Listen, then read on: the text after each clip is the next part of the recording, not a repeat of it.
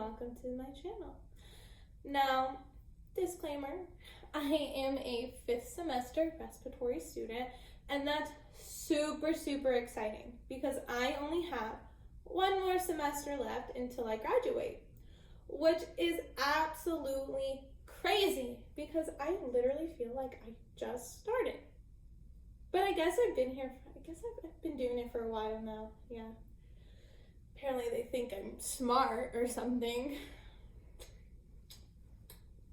Anyways, so this video and future videos on this channel is going to be for, anyone really, but regulated more so for respiratory students and future respiratory students, or honestly anyone in the medical field who need to know about the cardiopulmonary process. Now, these first couple of videos are going to be kind of boring, okay? I'm so sorry, but they are going to be boring. But they're going to be very important because in this video, we will be talking about the fundamental basics, okay? And what is that? Well, we're going to be talking about the disease process. Your diseases are extremely important, okay? Like, really important. Don't forget them. Just don't forget them. Now, your diseases can be classified as obstructive or restrictive, but we will only be talking about obstructive today because if we talk about both, that's just way too much fun for one video, okay? So we can't do that, okay? We can't do that. So obstructive disease is going to be first. And you will hear me referring to tube or balloon problem periodically. Keep that in mind. So let's get into it because I'm too excited, way too excited. So what is an obstructive disease? Well, in simple terms, gas enters the alveoli during inspiration, but can't leave during expiration. So it's like breathing on top of your inhale, like inhale after inhale. Kind of like breathing through a straw, actually. So as you can imagine, not comfortable at all. Super not uncomfortable. Oh, no, I would not. Nope. And obviously, this can cause some major issues. Like what, though? Well, it can cause the alveoli to overdistend. What? In other words, air trapping. It causes it to air trap. Now, what does that specifically look like? Now, I'm not an artist by no means, but in other words, it can cause the alveoli to hyperinflate. So if you are a respiratory student, remember the term dynamic hyperinflation, because that's just another word for alveolar hyperinflation. You know, MBRC, they like to use some fancy words. Now, anyways, so what does that look like? Looks like this. You can't really see it, but whatever. This right here, normal, right? Totally enough room for an inhale and then your exhale. We like this. We want this. This is a 10 out of 10 alveoli, okay? But because you have an obstructive disease, it's gonna look like this. See how much bigger that is? We don't want this. We don't like this. This is a negative 10 out of 10. So in this whole space where these lines are is excess air. Because where else would it go, right? Because the bronchioles get smaller. They're constricting. So air can get in, but there's no room for air to get out. So where is it supposed to go? Nowhere. It's just going to keep making the alveoli bigger and bigger and bigger. And we will get into what that actually would cause If you know it, keep it to yourself. We'll get there. We'll get there together. Okay? Okay. Now,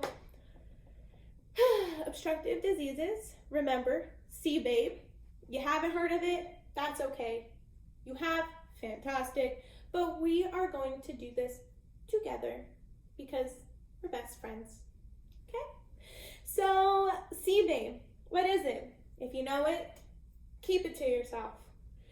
In other words, it's just cystic fibrosis, chronic bronchitis, asthma, bronchiectasis, and emphysema. Now, there's two of those diseases I just mentioned that, when smushed together, creates another kind of obstructive disease. If you know it, give yourself a round of applause because it is COPD. So if you guessed it correctly, gold star for you, 10 out of 10, you're smart. You're a smart cookie. Keep up the work. Keep up the good work. If you didn't get it, that's okay. You're trying. You're still smart. Keep up the good work, okay? So we are going to break down these two diseases and then end off with the smushed disease. So we'll start with emphysema. So emphysema, obviously, it's progressive, okay? If you know what I'm about to say, keep it to yourself. So emphysema can also be called pink puffers. If you guessed correct, round of applause for you. Okay, we love being smart. Okay, so what is that actually? What does that even mean? So, sorry, like people are looking out the window. They just want to know what I'm doing. They want to know what we're doing. But it's a secret. So, you're going to have loss of elastic support in the alveoli. What the heck is that? So you're going to have an increased positive and expiratory pressure, also known as PEEP. Now, PEEP's very important. Keep that in the back of your noggin, okay? PEEP, in other words, just keeps your alveoli open long enough to exhale. That's very important for obstructive diseases. Extremely important, actually, and we will get into that in later videos because that's a video of itself. Now, a good acronym to remember is punny pink E puffer purses lips to breathe in a barrel. What the heck? What did I just say? Punny, because they're going to be thin, that's going to be their general appearance. Pink, because their skin color is going to be on the pinker / redder side. E for emphysema. Puffer, because they're going to hyperventilate. Okay, that's going to, And obviously barrel, because they're going to be barrel chest. So, tripod breathing, So what exactly is emphysema, though? Well, it's obviously where the alveolar sacs are inflamed. So you can't really inflate it or deflate it. Okay, you're gonna be unable to fully exhale all that air. Okay,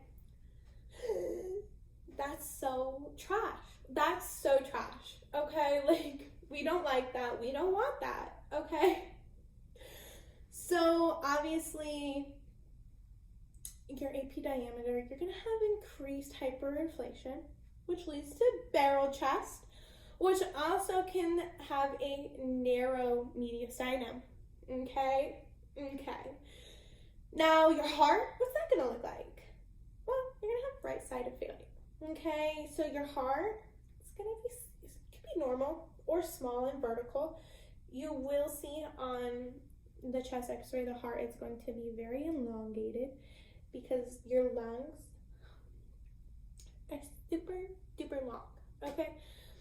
Which also leads to what the heck is that?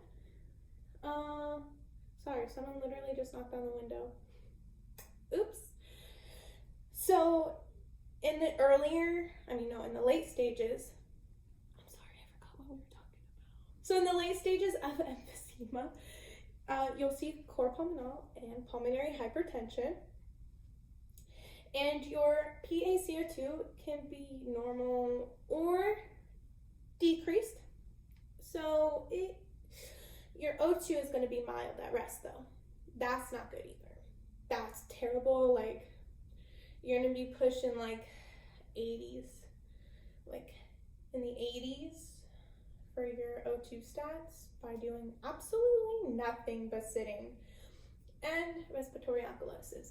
Now, we'll get into ABGs and interpreting them in another video because that can be kind of hard to interpret, okay? It takes certain people to understand it quickly. Not me. Not me. That was not me, okay? So in emphysema, you're gonna have floppy lungs. Just remember that. Obstructive diseases, you're gonna have floppy lungs. But that's okay. Mechanical ventilation can help you. Now, what you do want to do for emphysema, though, hold on, I gotta sit. I guess I'm too tall for this camera. So what you do want to do is orthopnea. However you want to say it, okay? It's a good thing they don't grade on pronunciations because I'd fail. I'd fail ASAP, okay? So it's just, you're gonna lean forward.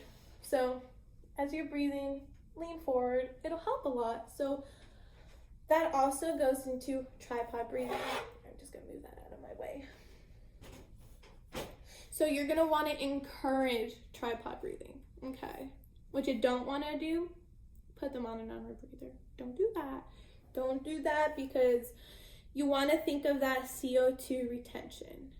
Increasing that oxygen it's not going to benefit in any way, actually. So don't do it. Now, let's talk about drugs. Just kidding. Pharmacology. So some ongoing, drugs that they may or may not be taking is tiotropium bromide, salmeterol, and formoterol. Yeah, those. Some acute drugs, if they happen to land in the ER or whatever. Duonebs are very, very, very common. Albuterol. You will also hear it be called albuterol because people think albuterol fixes everything and it doesn't. Don't be like that. Levalbuterol and ipratropium bromide. You can also consider like fluticasone or something like that. It depends on the person. Now, the other disease that we will be talking about is going to be chronic bronchitis. Sorry, there's like a fly in here and it's just like so irritating. But you can't win. You can't win at everything. So, bronchitis, but chronic bronchitis is going to be your blue bloaters. What the heck? What the heck is that, you may ask? So you're going to have an increase of resistance in the bronchioles, okay? So right-sided failure, cor pulmonale and pulmonary hypertension, hypoxemia, and polycythemia. In other words, you're going to have cyanosis. So remember, sometimes big blue bronchi breathe better sitting, not moving. For sometimes, it's going to be your O2 exacerbation. Big obese, I'm so sorry, don't cancel me. But that's what they usually are going to present as. Blue cyanosis, because if you're not getting all of that oxygen, you're going to turn blue. Okay, and that's not good. That's called a VQ mismatch too. But we'll get into that in another video. And bronchi is the sound of the lungs, potentially. Sitting, not moving, is dyspnea on exertion. So sorry, people with chronic bronchitis, but you can't exercise. Don't exercise unless you have some oxygen. So if you have it, you get out of PE class. I guess it's a win situation. You don't gotta do PE. You don't gotta run the mile. So with bronchitis, though, chronic bronchitis, your sputum production is going to be pretty much increased. Okay, you're gonna have a lot of sputum. Your color of the skin, obviously blue. You're gonna have cyanosis. You're gonna use a lot of your accessory muscles because you can't breathe. Okay, like we'll get into that in another video too. Accessory muscles. What does the breath sound like? Bronchi or wheezing, you know, it just depends on the person, okay? Your heart, what's your heart gonna look like? I'll give you a second to conjure up some thoughts. I should add some music in that. But your heart is going to have, you're gonna have cardiomegaly, okay? Sorry, I literally am having a stroke. That's not good. The frick. Anyways, in the earlier stages of chronic bronchitis, you may or may not have cor pulmonale and or pulmonary hypertension. So very different than emphysema. Because with emphysema, cor pulmonale is in the later stages, but with chronic bronchitis, it's in the earlier stages. Your CO2 is going to increase. It's going to be very much increased.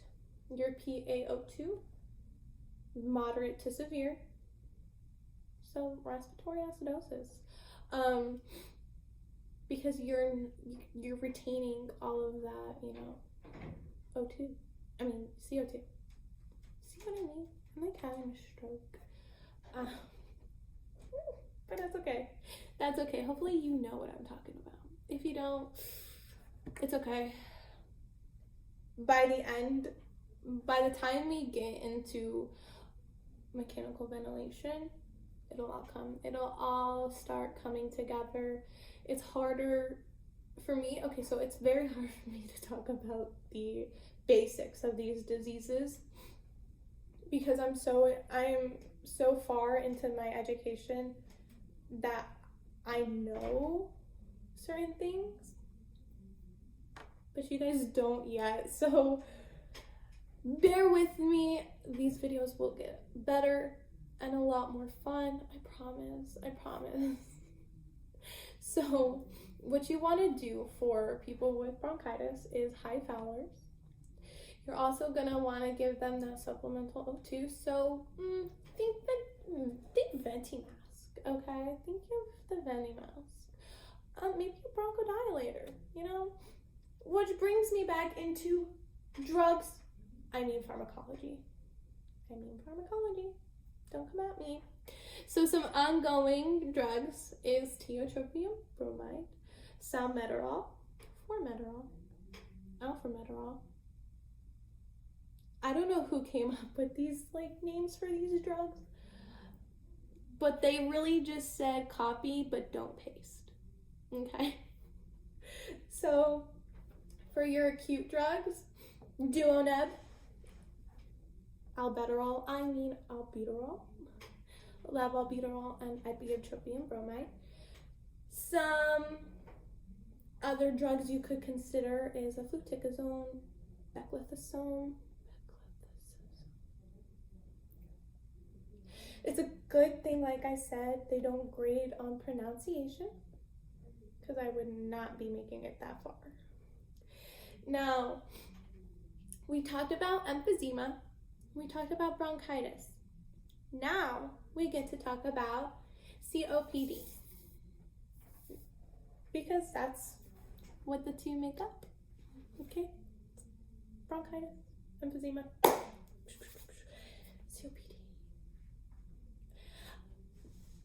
I'm so sorry if you guys are not the enthusiastic people, but get on the train because I just have I'm a ball of energy right now, kind of. I had like 7 shots of espresso in my coffee earlier, so my heart's palpitating. Now, COPD is chronic obstructive pulmonary disease disorder, whatever you want to call it. You may or may not hear it be referred to as COLD. In other words, obstructive lung disorder. Okay, chronic obstructive lung disorder. I don't know. I don't make the rules. People make up their own rules all the time. Okay, the NBRC. They just love it. They just love confusing people. But it's okay. It's okay. It's okay. Now, that is an incompletely reversible airflow obstruction. So COPD is progressive. And, if it gets worse, if it gets bad enough, you're going to have abnormal inflammation in your lungs. And it's not good. That's a negative 10 out of 10. We don't want it. We don't want her. Okay, we don't like her. No. Now there's 4 stages to COPD. So obviously stage 1 is you're mild. You're fine. You may not feel anything wrong with you. Living your best life, okay? Doing you, okay? You do you, boo. Stage 2 is moderate, so you may seek medical attention at this point because you do feel yourself, unable to breathe. Of course, stage 3 is severe. Stage 4 is extremely severe. We don't like that either, okay? That's a no-go. So obviously, to determine COPD, spirometry, so like your PFTs, a chest x-ray, and an ABG. Now, we'll get into that more in another video because PFTs can be very hard. I would know. So signs and symptoms of COPD / emphysema and chronic bronchitis. You're going to be easily fatigued, okay? You're going to have a lot of respiratory infections. Obviously, this would get cor pulmonale in the late stages. You're going to have dyspnea, prolonged expiratory time, digital clubbing. You're going to have some wheezing, so pursed lip breathing, chronic cough, and barrel chest / barrel trauma. And you're going to have a negative response to noxious gas or particles. So like smoke inhalation, pollen. We love spraying.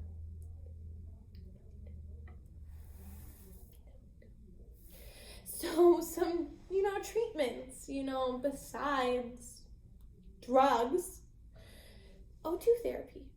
So you're going to want to treat the hypoxemia, decrease that work of breathing, decrease the myocardial work, but don't over-oxygenate because that can wipe out the patient's hypoxic drive, okay? Bronchial hygiene, that's new, right? So you're going to want to mobilize those secretions. Get them moving, okay? Move them up and out of your lungs. So CPT, chest physiotherapy, PD, postural drainage, obviously aerosolized meds, so bronchodilators, corticosteroids, mucolytics. You can also humidify a cold room to make it easier on the patient. And unfortunately, if it gets bad enough, mechanical ventilation. So this is going to have to be a part 2 of obstructive. So in the next video, we will be talking about cystic fibrosis, asthma, and bronchiectasis. I promise. I'm running out of time to talk a lot more. But I hope this helped a little bit. I know it wasn't the best explanation for some of these diseases, because this is just the fundamental basics of these diseases. As we go on more into these videos, I will be going more in depth of these diseases, but I assume, if you're watching this video, you're brand new. You just started, your pulmonary classes, you just started learning about diseases, and I don't want to confuse you with like fancy terms that you don't know yet. But I know them, but you don't, so I'm trying my best to make it easy. Okay, so unfortunately that does conclude this video. So I will see you next time for part 2 of obstructive diseases. Have a fantastic day, you guys, and study hard, okay? Read your books, read the PowerPoint, listen to the teachers, ask questions. No question is dumb enough, I promise. All right, toodles!